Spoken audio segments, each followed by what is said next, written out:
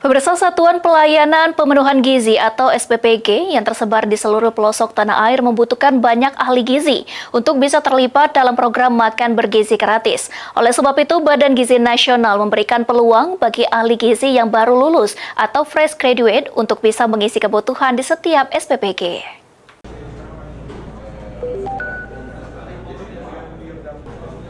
Badan Gizi Nasional (BGN) menjelaskan kebutuhan ahli gizi yang dapat bekerja di Satuan Pelayanan Pemenuhan Gizi atau SPPG. Tingginya kebutuhan ahli gizi tersebut menyebabkan SPPG bisa menempatkan ahli gizi yang baru lulus kuliah atau fresh graduate.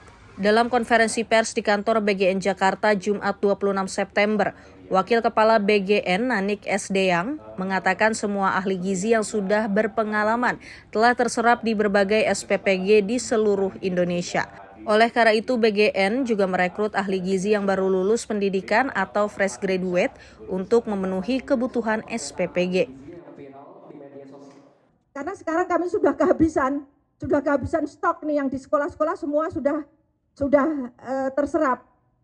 Nah, kalau memang dari DPR merekomendasikan kami harus ngambil di mana, kami akan ambil, ya. Karena kalau kami mau ada pilihannya, kami mau semua yang berpengalaman. Masalahnya tidak ada. Jadi yang ada baru-baru itulah yang kami rekrut, dan kita harus percaya anak-anak muda sekarang kan pinter-pinter.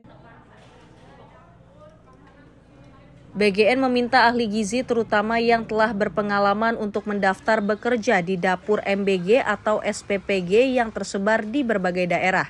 Selain itu, BGN juga akan membuka pendaftaran bagi para juru masak bersertifikat untuk mengisi posisi yang dibutuhkan di SPPG. Sebelumnya terdapat permasalahan di Bangkalan, Jawa Timur yang diduga disebabkan oleh ahli gizi yang baru lulus kuliah terlibat dalam operasional SPPG yang menjadi dapur bagi program MBG. Dari Jakarta, Sanya Dinda Ibnu Zaki, Kantor Berita Antara mewartakan.